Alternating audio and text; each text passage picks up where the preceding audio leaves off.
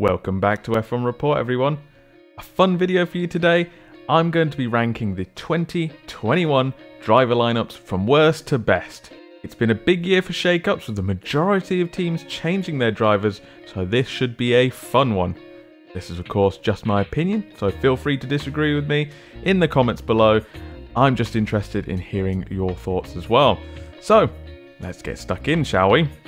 In 10th and last place is the Haas team of Mick Schumacher and Nikita Mazepin. This was quite an easy pick, I think. They're both rookies coming up from F2, so completely unproven F1 level. Schumacher is the F2 champion coming into this season, so he's probably best prepared, but he carries massive pressure on his shoulders with his legacy, so can he live up to it? Mazepin isn't as prepared after finishing 5th in the F2 season last year, and he's produced some questionable moments along the way, to say the least. Many, including myself, believe that other, more talented drivers should be in that seat. It feels like these boys are going to have to work hard just to score any points this season. 9th was a bit more competitive, and I've gone for the Alfa Romeo team, who are one of the few teams to actually keep their driver pairing this year. Of course, that pairing is Kimi Räikkönen and Antonio Giovinazzi. I'm kind of surprised this partnership survived into the 2021 season, to be honest. Kimi is of course super experienced, one of, if not the most experienced in the sport ever, but age catches up with all of us eventually, and there is a question of him holding up younger talent. But that said, he did have some great moves last season and enjoyed his fights with Vettel a lot. Giovinazzi was surprisingly good at times last season too, but another one that looked like he might get replaced. Overall, I think there are better and more exciting drivers out there this year, which is why they're in 9th.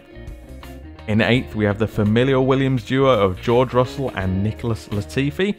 This is of course assuming Russell stays at Williams, despite what is happening over at Mercedes.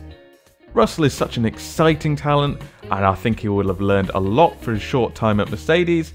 I think that will help him this season. Hopefully he'll score some Williams points this season, eh? Latifi is a different story. I didn't really rate him much last season, so I think it's really Russell's strength carrying Williams to 8th on this lineup for me. But I'm always happy to be proven wrong if Latifi wants to shoot up the championship standings.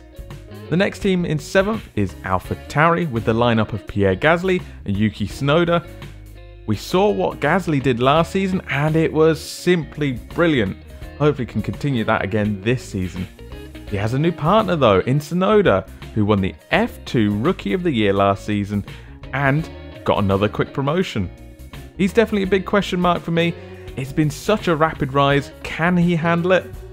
I think this partnership has the potential to move up this list for sure with some impressive performances. We're starting to hit the hard numbers now. In 6th, I've gone with Aston Martin with their lineup of Sebastian Vettel and Lance Stroll.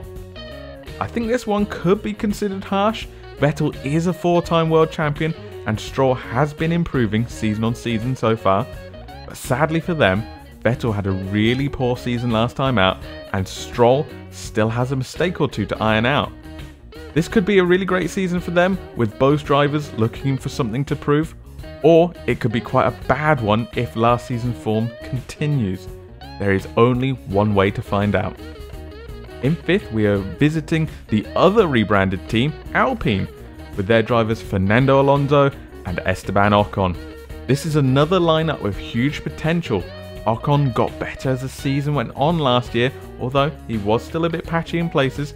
And if Alonso comes back the man we know from his previous time in the sport, then he is going to be a real handful. But the main question right now is, will he come back as that man? I can't wait to find out. Now it's getting really tough though. In 4th, I've gone with McLaren, who have Daniel Ricciardo this season partnering Lando Norris. It's an extremely talented lineup, and if I was ranking the most entertaining lineups, this would be number 1 for sure. I think Ricciardo could be in the top 3 or 4 drivers on the grid, honestly. Give him the right car and he's a championship contender. However, I do not think Norris is quite up to that level just yet. He's improving year on year though, so maybe he will show us that form this year. Now that could be exciting. In 3rd, I'm going to go with Ferrari. And again, this was a tough one, especially between them and McLaren. They've got the team of Charles Leclerc and Carlos Sainz. And it's such a talented and exciting lineup this year. I think in a straight fight, both of these lads beat Norris, which is why I've placed them above McLaren. My main question about these two is how well will they work together? I don't think Ferrari sees Sainz as a long-term option with the massive amount of young talent coming through, and he probably realises that, so will he get his elbows out early? Number 1 and number 2 were by far the most difficult, as you can probably imagine. In number 2, I've gone with Red Bull. They've massively improved their driver lineup this season with the addition of Sergio Perez alongside Max Verstappen. Verstappen is for sure the second best driver on the grid, and Perez has the opportunity to go from underrated talent to truly one of the world's best. I just need to see a few races for him in that Red Bull to clear things up for me. Our number 1 ranked driver lineup is of course our current Constructors' Champions Mercedes. Again, I'm assuming Hamilton signs his contract because a Russell-Bottas partnership doesn't get this high for me. Actually, let me know if you'd like to see a list with Russell at Mercedes on it. It might be fun to make an update. But for this list, we have Hamilton, the best driver in the field without a doubt, and Bottas is no slouch either. I think Bottas does get a lot of undue flack, but for me, he is still one of the best drivers on the grid, and it gets reflected here in my list. So that's my ranking, but what are your thoughts? Do you have any disagreements with me? Let me know in the comments. One thing we can all agree on though is we are up for a great season this year. I'm looking forward to getting going in March.